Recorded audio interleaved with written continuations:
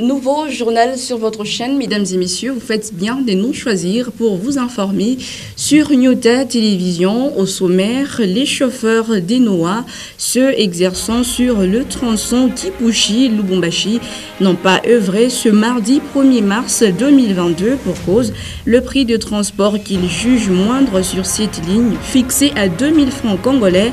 Ces conducteurs exigent à tout prix la majoration des transports. Les clients des Kipushi qui devaient donc se rendre à Lubumbashi ont été pénalisés par cette situation. Une fois de plus, mesdames et messieurs, bienvenue à cette édition du journal qui s'ouvre à la présidence. La 12e conférence diplomatique s'est achevée, c'était hier, lundi 28 février 2022. À l'issue des travaux en commission, plusieurs recommandations ont été formulées par les conférenciers et participants en vue de la redynamisation de la politique extérieure de la République démocratique du Congo. On en parle avec Lidzwin Mafuta et Giscard Dioko.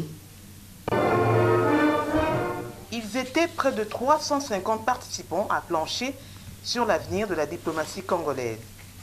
Les ambassadeurs congolais en poste à l'étranger, les chefs des missions diplomatiques, les diplomates, les cadres et agents de l'administration du ministère des Affaires étrangères. Pendant 3 jours, les conférenciers ont réfléchi sur une diplomatie congolaise au service du développement de la RD Congo et de la paix. Une nouvelle vision qui n'a pas manqué de relever le chef de la diplomatie congolaise, le vice-premier ministre Christophe Lutundula. Incontestablement, il manquait aux professionnels un éclairage pour mieux comprendre, je dirais même à bon nombre de nos compatriotes, pour mieux comprendre la démarche, les initiatives et les actions du chef de l'État ainsi que du gouvernement dans les relations avec les partenaires extérieurs, bilatéraux et multilatéraux. Cette lumière, le chef de l'État nous l'a apportée dans son adresse lumineuse à la séance d'ouverture de la conférence. À l'issue des travaux en commission, les participants ont proposé de rétablir les affaires étrangères dans son rôle des missions diplomatiques internationales. Rétablir les affaires étrangères dans son rôle d'unique interface des missions diplomatiques et organisations internationales accréditées en République démocratique du Congo. Rappeler aux institutions et autres ministères de ne pas engager la responsabilité du pays sans les pleins pouvoirs délivrés par le ministère des Affaires étrangères. Faire comprendre aux ministères sectoriels et services publics de l'État la nécessité et le devoir de s'informer préalablement de tout ce qui touche aux relations extérieures auprès du ministère des Affaires étrangères. Pour le Premier ministre Jean-Michel Samaloukonde, la réussite et le succès de notre diplomatie est la résultante de l'action conjuguée et harmonisée de plusieurs ministères, a précisé le représentant du chef de l'État lors de la clôture de ces assises. Une autre mission est assignée aux différents représentants de l'État congolais à l'étranger. C'est celui d'être le porte-voix du pays en vue de ramener des investisseurs. Je vous demande de briller par vos propositions, initiatives et actions pour augmenter le nombre d'entreprises. Je vous enjoins de vous lever comme un seul homme pour assurer le rayonnement ainsi que le redressement de l'économie nationale. Les réformes économiques mises en œuvre par le gouvernement devront être vulgarisées par vous à l'extérieur afin d'attirer les investisseurs et d'accroître le volume des capitaux étrangers placés dans notre pays. En berne pendant de longues années, en raison de son isolement politique, la République démocratique du Congo veut hisser haut son drapeau à travers sa diplomatie. Et au ministère des Transports, en mission officielle ici dans le Haut-Katanga, le ministre Chérubin Okende Nsenga a tour à tour échangé lundi 28 février 2022 avec le comité des directions et la délégation syndicale de la SNTC, accompagné du vice-gouverneur du Haut-Katanga et du commissaire provincial en charge de transport. Chérubin Okende a été mis au parfum de toutes les réalités de cette entreprise. Des détails avec Sam Kambwe, Diane Kassongo et Meshak Kaembe. À la SNTC, le comité directeur était le premier hôte du ministre du Transport, voie des communications et des enclavements. Au cours de cet échange, le directeur général a démontré l'importance de son entreprise qui dessert 12 provinces sur le 26 qui compte le pays. Pour Fabien Moutombe, comme la route, le chemin de fer mérite aussi une attention. L'interopérabilité de la SNTC avec tous ces chemins de fer des différents corridors et excellence, un acquis qu'il faut à tout prix préserver si la RDC peut encore jouer un rôle au niveau de l'Union africaine des chemins de fer et de la SARA, structure d'appui des chemins de fer au niveau de la SADC. La question des redressements et de la relance des activités de la Société nationale de chemin de fer préoccupe le chef de l'État Fachi et tout sera mis en œuvre afin de permettre à cette entreprise d'atteindre les objectifs ainsi que la mission lui assignée, a rassuré Cherubin Okende. Il serait illusoire de penser développer ce pays sans infrastructure de transport, notamment chemin de fer, sans moyens de transport, notamment trains, locomotives et wagons, comme vous le savez. C'est pour cela que le gouvernement s'emploie à explorer la perspective de partenariat public-privé. Quid, que fait la SNCC pour appréhender cette opportunité afin qu'on arrive réellement à réhabiliter le chemin de fer, relancer les activités. Et en fin d'après-midi, le ministre Okende s'est entretenu avec la délégation syndicale de cette société. Son président Victor Umba a étalé route une litanie des difficultés que rencontre la SNCC. Selon lui, le social, les locomotives et wagons ainsi que la voie sont à revoir. Comment rajeunir les personnels lorsque nous avons un fardeau qui pèse sur nous pour le départ des pensionnés? Nous avons plus de 2200 agents qui doivent aller en retraite. Imaginez, Excellence, depuis 2014, nous avons fait une partie sur les pensionnés de l'exercice 2014, mais il y en a qui sont encore restés. Donc, comprenez, Excellence, depuis 2014, il y a des gens qui travaillent jusqu'à aujourd'hui et qui ont l'âge de plus de 73 ans, même 74 ans, il y en a encore dans cette entreprise. En tant qu'entreprise publique, la SNTC mérite une subvention de l'État, mais chacun doit jouer sa partition. Lors de cet échange franc, Cherubin Okende a également demandé aux syndicalistes des actions concrètes pour contribuer à la relance de la société. Le personnel des divers secteurs de cette entreprise doit aussi améliorer les valeurs d'intégrité, d'honnêteté et d'amour du travail bien fait en vue de remonter l'entreprise. Vous devez aider l'entreprise à maîtriser ces réalités de gestion. Je vous le dis, chers amis, chers camarades, bien-aimés camarades. Sans la SNCC, il n'y aura pas de travailleurs, il n'y aura pas de délégués syndicaux, il n'y aura pas de syndicats. La plus grande préoccupation, c'est de soigner la poule aux œufs d'or. Vous devez aussi y participer. Le dialogue social est promu pour que vous aidiez aussi l'employeur à comprendre les réalités de l'entreprise et les arcanes de la justice sociale. C'est tard dans la soirée que le ministre du Transport s'est séparé de ses hôtes avec à sa tête cette fameuse citation du célèbre explorateur européen Henri Morton Stanley, « Son chemin de fer, le Congo ne vaut pas un penny ». Une citation évoquée chaque fois qu'il faut parler des transports ferroviaires en République démocratique du Congo. Toujours dans ce chapitre, le ministre Cherubin Okende Nsinga s'est rendu le lundi dernier à Kasumbalesa, vu qu'il est en séjour ici dans la province du Katanga. Sur place, il a visité le port sec et la douane. Dans sa suite, le vice-gouverneur du Katanga, le directeur des Logefram et les responsables des services de son ressort, Diane Kassongo, nous en parlent. La construction du port sec de Kasumbalesa fait partie des engagements que la République démocratique du Congo a pris vis-à-vis de la SADC. Et la matérialisation de ce projet nécessite une attention particulière du gouvernement de la République. Raison pour laquelle le ministre de Transport, Voies de Communication et Désenclavement a tenu à palper les réalités de cet espace une fois arrivé dans le Haut-Katanga. Ce lundi 28 février, Chérubin Okende s'est rendu à Kasumbalesa. Il a débuté par la visite du port sec où l'OGEFREM, grâce à la couverture financière, a déjà réalisé la construction de la clôture sur l'ensemble du site. Au total, 62 hectares, dont 20 sont déjà compactés. Le ministre Okende, le vice-gouverneur Jean-Claude Canfoy et toute la suite ont reçu des explications du directeur provincial de l'OGEFREM.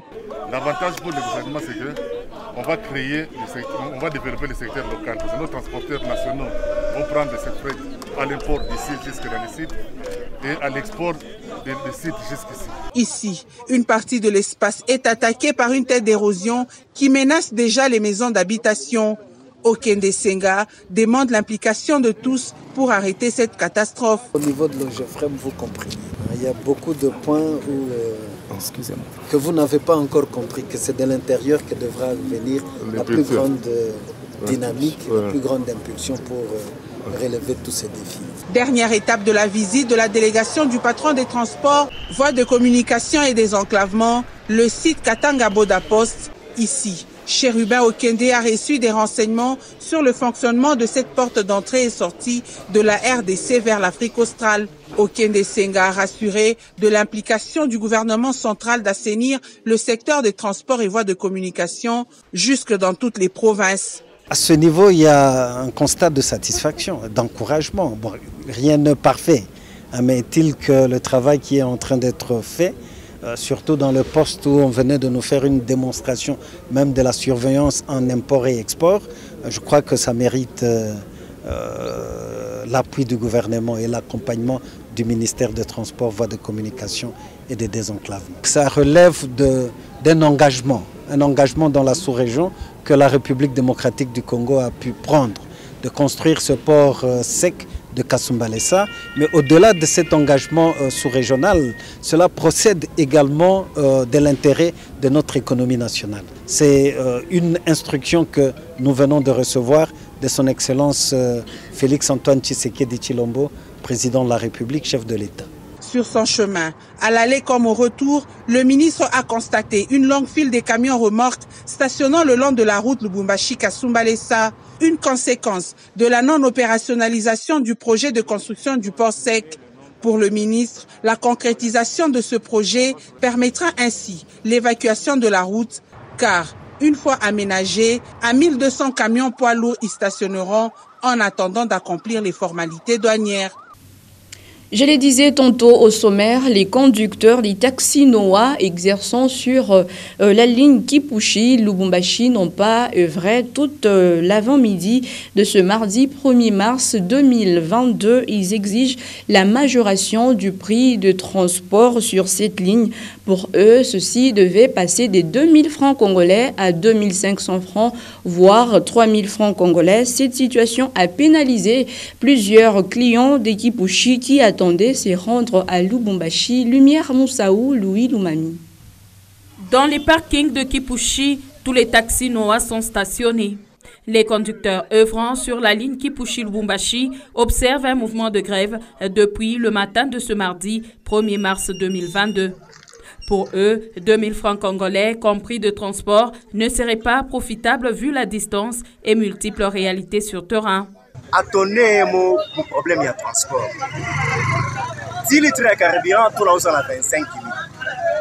Mais bon, voilà, toi, mais c'est moi qui ai trouvé 2000 francs. 2000 francs, qui veut vendre 2000 francs, mon à 10 personnes, c'est 20 000. Donc, on est dans les 20 000 francs, à un état, 10 litres de carburant. Bon, et puis tout le problème, il y a ma péage. Tout ma péage, tout ma péage, il y a Kipushi, il y a Lubumbashi. Ma habitance, il y a mairie, Uripe, ma habitance, il y a mairie, Uripe, ma habitance, il y a Oumu. Donc, ma chauffeur m'a dit retrouver à tonner mon Kim Totek Kimoué. D'où leur souhait est de voir le prix de transport être revu à la hausse. Toi, tu as tout réclamé, il est 500 francs. Moi, tu veux comme 2500. Quand on arrive à 2500, quand même, il est passable pour tout le monde très bien.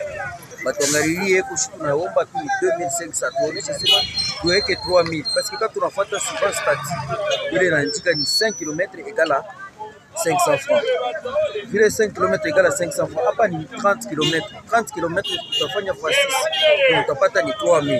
Entre-temps, c'est un handicap, surtout pour toutes ces personnes obligées de prendre un moyen de transport chaque jour.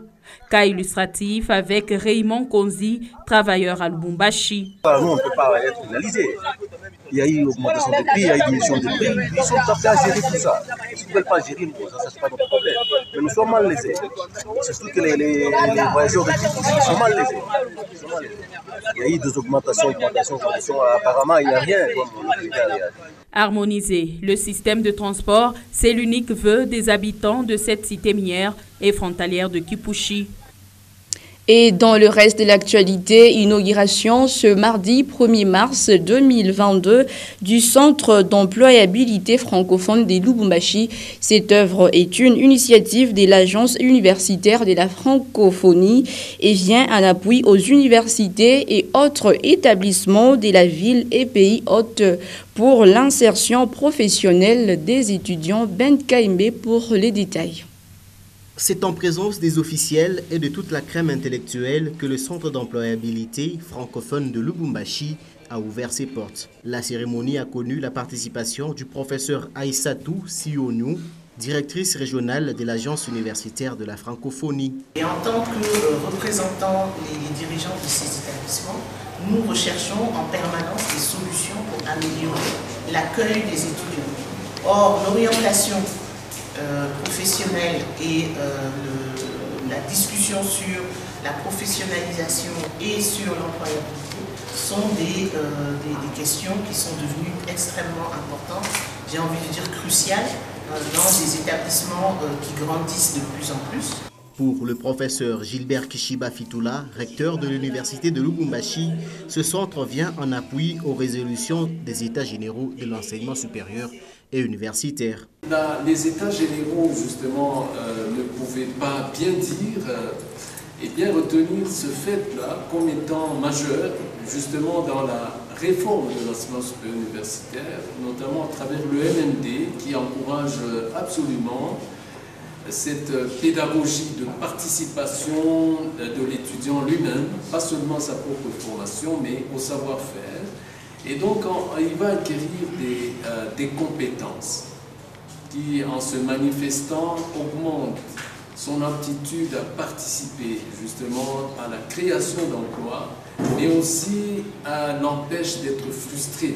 Présent à l'ouverture officielle du CEF, le représentant du ministre de la Jeunesse, Éducation, a salué cette œuvre qui permet de lutter contre le chômage. Les participants ont par la suite visité les installations du Centre d'employabilité francophone de Lubumbashi. De la salle de formation, la visite guidée s'est poursuivie jusqu'au mini-studio sous les explications de Jenny Kabengele, responsable du campus numérique francophone. Qui permettra à scénariser les cours, mais aussi à faire des vidéos. Pour rappel, ce centre d'employabilité francophone de Lubumbashi vient en appui aux universités et autres établissements de la ville et du pays hôte pour l'insertion professionnelle des étudiants. Et en santé, durant cette saison de fortes pluies, quelques maladies sont de plus en plus fréquentes, notamment les rhumes et la toux. Ces deux pathologies se manifestent à tous les âges, enfants, grands, voire chez les nourrissons. Le froid serait l'agent principal qui causerait leur développement. Plus de détails dans cet élément des reportages. Regardez. Le rhume et la toux sont les pathologies plus fréquentes durant cette période pluvieuse. Enfants, jeunes et vieux, bref, tout âge confondu, est concerné par ces pathologies qui auraient pour cause le froid à chaque fois qu'il pleut. Quelques symptômes sont à signaler, c'est notamment le coulement des larmes, selon le docteur Néné Anthony Ndumbi. Là, nous avons larmoiement, c'est-à-dire les larmes qui coulent au niveau des yeux. Nous pouvons également avoir des démangeaisons et la personne se gratte dans les yeux. Et l'effet de gratter dans les yeux, ça peut entraîner un troisième signe qu'on appelle une rougeur. À lui d'ajouter que chez les femmes enceintes comme les nourrissons, ces deux pathologies pourraient conduire à des conséquences néfastes. L'effet de tousser là, donc la femme va exercer beaucoup d'efforts. Cela peut entraîner une fausse couche. Ainsi, quelques facteurs sont à observer pour prévenir les maladies saisonnières. Il faut s'habiller chaudement pendant cette période pluvieuse.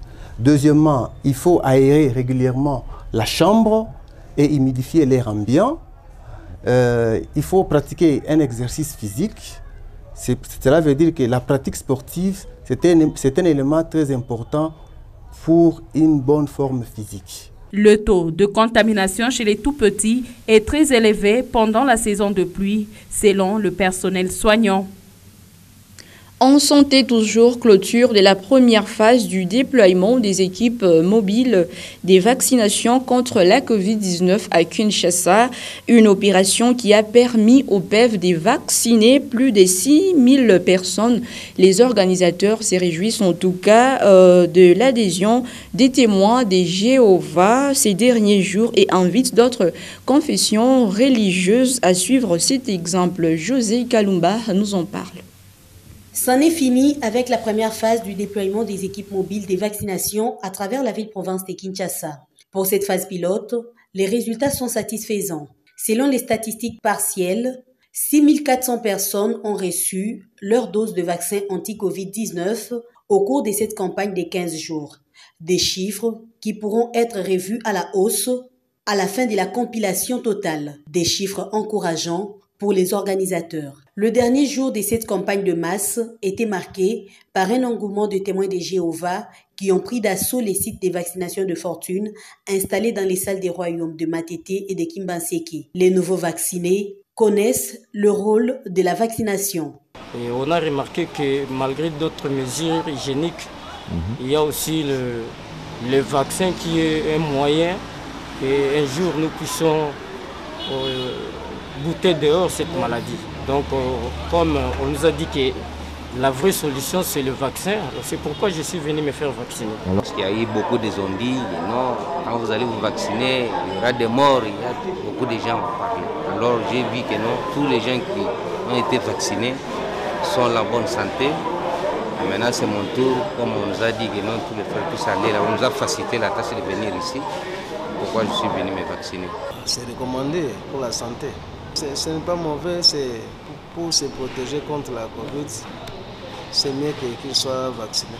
Un pari gagné pour les organisateurs, ces déploiements a démontré le besoin de la vaccination au sein de la communauté, mais surtout faciliter l'accès à plusieurs personnes. Une stratégie mise en place par la coordination provinciale de PEV Kinshasa avec l'appui de Breakthrough Action et M-Right sur financement de l'USAID. La deuxième phase du déploiement des équipes mobiles des vaccinations sera lancée le 7 mars prochain dans tous les sites à forte concentration, question de booster la vaccination contre la Covid-19 qui demeure encore faible en vue de renforcer l'immunité collective. Dans l'actualité, toujours, la situation sécuritaire demeure en tout cas très catastrophique dans le groupement Jakondaora, chefferie des Baegabou, en territoire des Djougou, dans la province d'Elituri. Environ 6 personnes ont été tuées. C'était hier dans la matinée, hier, c'est-à-dire le 28 février 2022, par les miliciens de la Codeco. Je vous propose de suivre ce propos de Lona Mastaki, un propos recueilli par Olivier Baemouka, notre correspondant depuis la province de l'Ituri. Ces différentes populations étaient dans leur champ sur la colline Tsaïra qu'on appelle communément Kbe. C'est là que ces miliciens les ont exécutés. Jusqu'à là, en tout cas, la population est vraiment dépendante, malgré il y a même la présence des militaires et des MONUSCO. Mais pour le moment, il y a quand même la calmie à cause de la présence de ces militaires FARDC et la MONUSCO. Mais la population vit encore avec des peurs.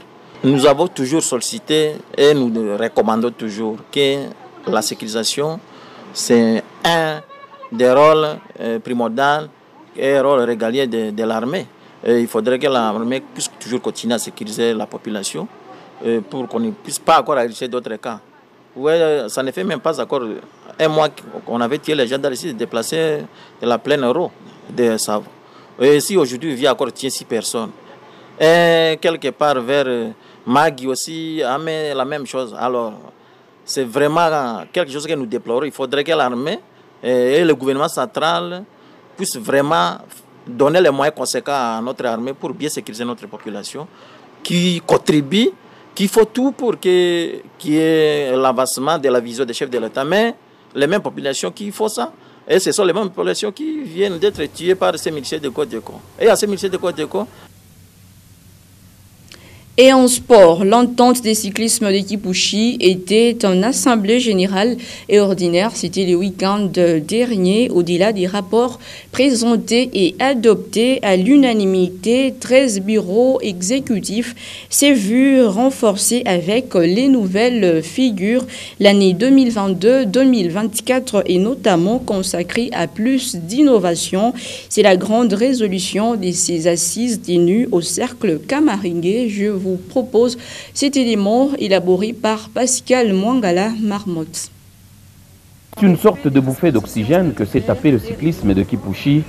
L'exécutif de l'entente affiche désormais complet. 3 nouveaux membres ont intégré le comité, à savoir messieurs Basile Kazadi et Franck Mouema, ainsi que madame Mireille Tchabou. Le comité dirigé par Patrice Kazadi Bilonda a beaucoup d'ambition et c'est avec une nouvelle feuille de route que l'entente de cyclisme s'engage à rendre notamment attrayante la pratique du cyclisme dans cette contrée de la province du Haut-Katanga. Louis Lumami est le premier vice-président. Pour cette saison, le président de cette entente, M. Patrice Kazadi Bilonda, s'est fixé des objectifs que nous devons être en mesure d'accomplir, notamment d'organiser au moins 3 courses tout au long de cette saison. Mais la seule difficulté que nous avons ici chez nous à l'entente de cyclisme de Kipouchi, c'est le manque de vélos. Donc, nous allons profiter de votre caméra pour demander à toute personne de bonne volonté qui voudrait voir ses enfants être bien encadrés, de pouvoir nous donner un coup de main pour que nous puissions avoir des vélos qui permettront aux enfants de bien s'entraîner pour être affrontés à toutes les ententes sœurs qui nous ont toujours invités dans différentes compétitions. Vision que la Ligue de cyclisme du Grand Katanga va accompagner, à en croire M. Adelin Béa, délégué provincial à ces assises. Un grand défi qui exige beaucoup d'autres moyens en dehors de la seule volonté. L'entente de cyclisme de Kipouchi est bien résolue d'y parvenir. En sport, toujours en marge de la double confrontation République démocratique du Congo-Maroc, comptant pour une place à la Coupe du Monde Qatar 2022, le ministre du Sport et Loisirs poursuit avec la série des consultations qu'il a initiées pour cette fois l'étendre aux différentes structures des soutiens aux léopards et pourquoi pas à l'ensemble de la population congolaise. Des détails avec Valdo Simon Yamba et Olivier Mbilé. Les ministres des Sports et la FECOFA poursuivent avec les consultations, ceci dans le cadre de la préparation de la double confrontation RDC-Maroc pour un accompagnement sans faille de tous les Congolais à la qualification de léopard au Mondial Qatar 2022. La deuxième journée de ces consultations était consacrée plus au gender, puisque les femmes réunies au sein des différentes structures de soutien aux léopards ont aussi eu droit au chapitre. Excellence, là nous avons compris. Le caractère inclusif de ces consultations fait place à tout le monde. Voilà qui justifie l'attention particulière accordée à ces groupes de jeunes, dites Chegué. Quand les PSAMI, tout le monde, c'est trop nécessaire. La qualification à l'Europe, nous devons sur nécessaire pour la moitié. Les PSAMI sont confiance, qui étaient répétitions au stade, au CP. À tous ces différents interlocuteurs, un seul mot d'ordre. Total soutien au léopard, a confié le ministre Condé. Le message européen Sabino Ezali, il y a soutien total à l'équipe nationale Nabiso. Pour comprendre, donc nous ouvrons nos cœurs pour que léopard Nabiso et Kende Liboso. Ouverte par l'administration des sports, ces deuxième jour de consultation pour une campagne tous azimuts de léopard de la RDC à la double confrontation contre le Maroc, comptant pour les barrages qualificatifs au Mondial Qatar 2022, a été bouclé par l'artiste et musicien Lokwa Kanza. Ainsi s'achève cette édition du journal. Mesdames et messieurs, nous vous disons merci, grand merci de l'attention lui accordée.